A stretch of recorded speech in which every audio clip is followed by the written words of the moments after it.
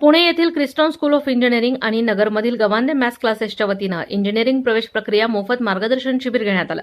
सावडेतील माऊली संकुलमध्ये झालेल्या कार्यक्रमामध्ये इंजिनिअरिंगमध्ये करिअर करणाऱ्या विद्यार्थ्यांना प्रवेश प्रक्रिया, विविध संधी, शाखा निवड याबाबत प्राध्यापक तुषार शिंदे यांनी सविस्तर मार्गदर्शन केलं. आता याच्यामध्ये काही प्रश्न आहेत ज्याच्याबद्दल आपण एक मिनिटं बोलूयात प्रत्येक याच्यावरती. आता जर मी विचार केला की ENTC कम्प्युटर आणि IT या प्रश्नाबद्दल मी तुम्हाला ऑलरेडी एक एक्झाम्पल दिलं. IT is a specialization. Computer IT मध्ये गेलात तर मला फक्त एकच ऑप्शन आहे, सॉफ्टवेअर. ओके, कम्प्युटरमध्ये आलात हार्डवेअर प्लस सॉफ्टवेअर. ENTC मध्ये आलात त्याच्यामध्ये तुम्हाला बेसिक हार्डवेअर इलेक्ट्रॉनिक्स ते पण शिकायचं आहे, कम्युनिकेशन टेक्नॉलॉजीज पण शिकायला भेटतात, सॉफ्टवेअर पण आहे आणि at the same time hardware पण आहे. आणि in addition to that robotics and automation हे सुद्धा ENTCचाच पार्ट आहे.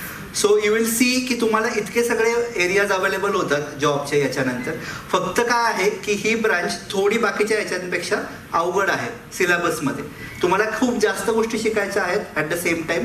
पण असं बघा की तुम्ही आत्ता जितका अवघड रस्ता निवडाल चालायसाठी तेवढं पुढे जाऊन तुमचं जे फ्युचर असेल ते सिक्युअर असणार, हे लक्षात ठेवा.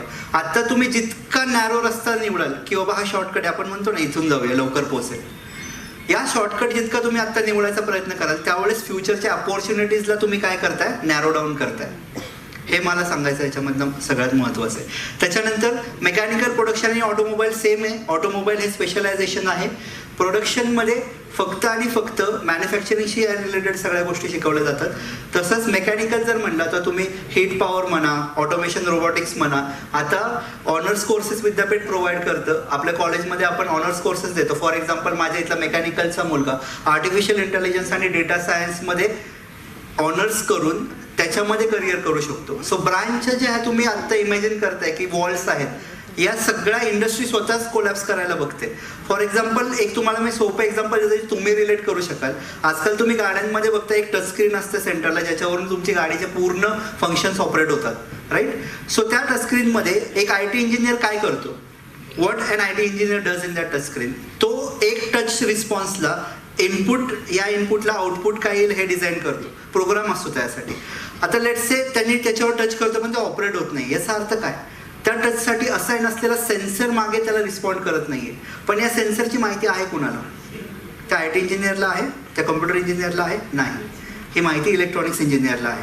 सो जस्ट इमॅजिन एक इलेक्ट्रॉनिक्स इंजिनियरला त्याचं सॉफ्टवेअर कसं डिझाईन होतं हे पण कळतंय आणि त्याच्या मागचं हार्डवेअर सुद्धा कळतंय. ओके, सो ह्या दोन्ही नॉलेजला तुम्ही कंबाईन करा, so you will be a complete engineer. आमदार संग्राम जगताप यांनी या उपक्रमाचं कौतुक केलं.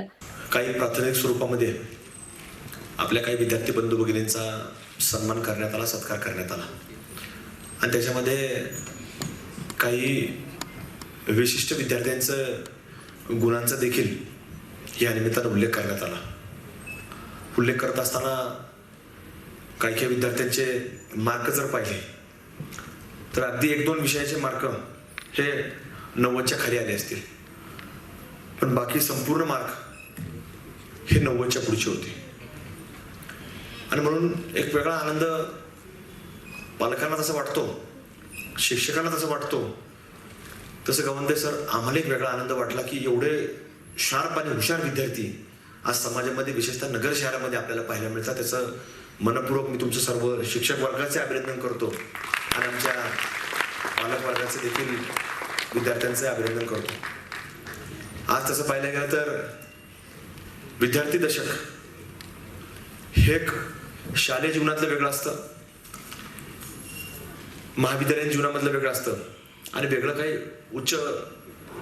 काही वेगळ्या पदवीप्रदान शिक्षण एखादं घ्यायचं असेल तर त्याचा वेगळा अभ्यासक्रम असतो. काही काही मुलं आपण पाहतो की 9वी-10वी पर्यंत फार हुशार असतात.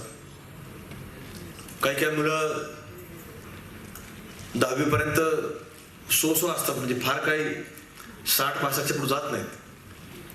मग नंतर कॉलेजच्या जीवनानंतर म्हणजे 11वी-12वी नंतर काही काही मुलं फार शार्प होतात.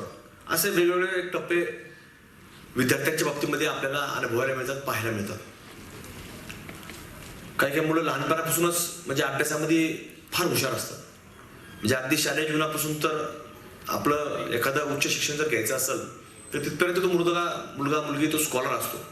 हे टॉपरच असतो, असे देखील काही विद्यार्थी पाहायला मिळतात. आणि त्याच्यावरती चर्चा करत असताना म्हणजे त्या विद्यार्थ्यांची देखील चर्चा करत असताना आम्ही त्यांना विचारत असतो की मग 10वीला एवढे कमी मार्क पडले, 12वीला जास्त मार्क पडले, मग त्याच्यानंतर तुम्ही इतक्या चांगल्या पुढं या काय उच्च स्थानावरती आलात, हे चर्चेतनं अनेक वेळा ऐकायला मिळत असतं. मग ते सांगत असतात की आम्ही शालेय जीवनामध्ये फार काय अभ्यास केला नाही, फार काय गांभीर्य घेतलं नाही, पण जसजसं आम्ही पुढे जात गेलो आम्हाला कळत गेलं की पुढची आव्हानं वेगळी आहेत, किंवा पुढच्या या अभ्यासाशिवाय आपण कुठलंही करिअर, शिक्षणाशिवाय, मेरिटशिवाय हे घडू शकणार नाही. हे लक्षामध्ये आल्यानंतर आम्ही त्याच्यावरती जास्त लक्ष केंद्रित केलं. मग असं देखील बऱ्याच वेळेला हे ऐकायला मिळतं, पाहायला मिळतं. म्हणून आजच्या स्पर्धेच्या युगामध्ये खरं तर मेरिट पण फार वाढलेलं आहे, स्पर्धेच्या युगामध्ये स्पर्धा देखील फार वाढलेली आहे. म्हणजे कट टू कट ज्याला म्हणतो की तसं देखील आता आपल्याला पाहायला मिळतं. म्हणजे अगदी पॉईंट सटून देखील काही वेगवेगळ्या ठिकाणी वेगवेगळ्या ॲडमिशन्स, वेगवेगळ्या फॅकल्टीचे ॲडमिशन याच्याहून देखील आपल्याला खरं तर कधी कधी मागं राहावं लागतं.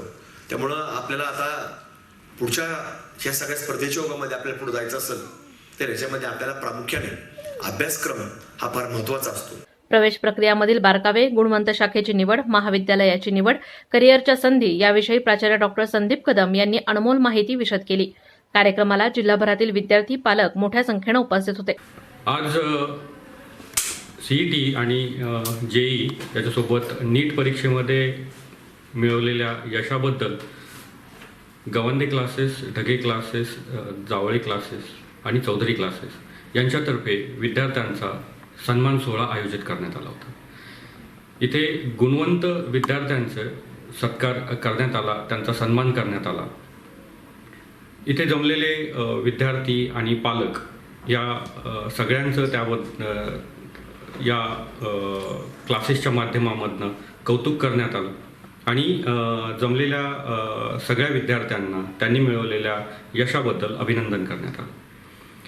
यासोबतच आजच्या या कार्यक्रमामध्ये विद्यार्थ्यांच्या पुढील वाटचालीसाठी कीस्टोन महाविद्यालयातर्फे तुषार शिंदे आणि मी डॉक्टर संदीप कदम या विद्यार्थ्यांना मार्गदर्शन केलं.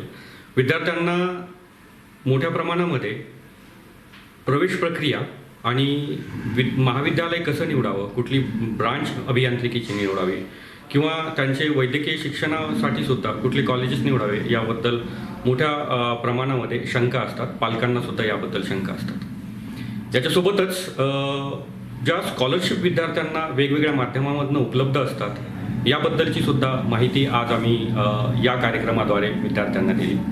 प्रवेश प्रक्रियेमधले बारकावे, प्रवेश प्रक्रियेमध्ये असलेले वेगवेगळ्या सीट टाईप, वेगवेगळ्या कॅटेगरीज आणि त्या कॅटेगरीनुसार आपल्या मिळालेला CETचा स्कोर किंवा JEEचा स्कोर, या स्कोरद्वारे आपल्याला योग्य ते महाविद्यालय आणि योग्य तो जी ब्रांच आहे, आवडीची ब्रांच, इंजिनिअरिंगची ब्रांच ही कशी मिळवली पाहिजे, त्याच्यासाठी आपण प्रिफरन्स कशी दिली पाहिजे, कुठले डॉक्युमेंट्स याच्यासाठी लागतात, कुठली तयारी केली पाहिजे या संदर्भामधली सविस्तर माहिती आम्ही आज या कार्यक्रमामध्ये जमलेल्या सगळे विद्यार्थी आणि पालकांना दिली. ब्रांचची निवड करत असताना किंवा महाविद्यालयाची निवड करत असताना कुठल्या पॅरामीटर्सचा विचार केला पाहिजे, जसे की महाविद्यालयामध्ये असलेले शैक्षणिक वातावरण, तिथे देण्यात येणारे प्लेसमेंट्स, त्या ठिकाणी राबवण्यात येणारे उपक्रम आणि विद्यार्थ्यांचा सर्वांगीण विकास करण्यासाठी तिथे ज्या पद्धतीच्या ॲक्टिव्हिटीज राबवल्या जातात या सगळ्यांचा विचार करून महाविद्यालयाची निवड करणं गरजेचं असतं, असं आम्ही विद्यार्थ्यांना या कार्यक्रमामध्ये सांगितलं. यासोबतच विद्यार्थ्यांनी त्यांची ब्रांच निवडताना स्वतःचा इंटरेस्ट आणि भविष्यामध्ये असलेल्या संधी या सगळ्यांचा विचार करून ब्रांच ही निवडली पाहिजे. भारतामध्ये जर बघायला गेलं तर आज जवळपास सगळ्याच अभियांत्रिकी ब्रांचसाठी मोठ्या प्रमाणात रोजगाराच्या संधी उपलब्ध आहेत. रोजगाराच्या संधी या आजच्या काळामध्ये फक्त भारतामध्ये नाही तर भारताच्या बाहेर सुद्धा मिळत आहेत. फ्रेश इंजिनिअरिंग ग्रॅज्युएट आज भारताच्या बाहेर नोकरी जी आहे ते मिळवू शकतात. या संदर्भामधली सुद्धा माहिती आम्ही ही विद्यार्थ्यांना दिली. गरज असते फक्त ती डेडिकेशन आणि डिटर्मिनेशनची. तर या कार्यक्रमामध्ये बरेचसे विद्यार्थी जे आहेत ते खूप चांगल्या गुणांनी उत्तीर्ण झाले. तर हे महाविद्यालय बऱ्याच गव्हर्नमेंट ऑटोनॉमस इन्स्टिट्यूटमध्ये जाऊ शकतात. आज जी रोजगाराच्या संधी ज्या पद्धतीनं उपलब्ध आहेत तर ह्या फक्त कुठल्या महाविद्यालयाशी लिमिटेड राहिलेल्या नाहीत, रिस्ट्रिक्टेड राहिलेल्या नाहीत, तर या संधी भारतामध्ये असलेल्या सगळ्या महाविद्यालयांसाठी डिजिटल प्लॅटफॉर्मच्या माध्यमामधनं उपलब्ध आहेत. तर या संदर्भातली सुद्धा माहिती आम्ही दिली. याबद्दल आम्ही आयोजकांचे आणि सर्वांचे खूप खूप आभार व्यक्त करतो. कार्यक्रमासाठी विशेष परिश्रम प्राध्यापिका सोनाली मुरुमकर यांनी घेतले. प्रतिनिधी मयूर नवगिरे, महानगर न्यूज ब्युरो, अहमदनगर.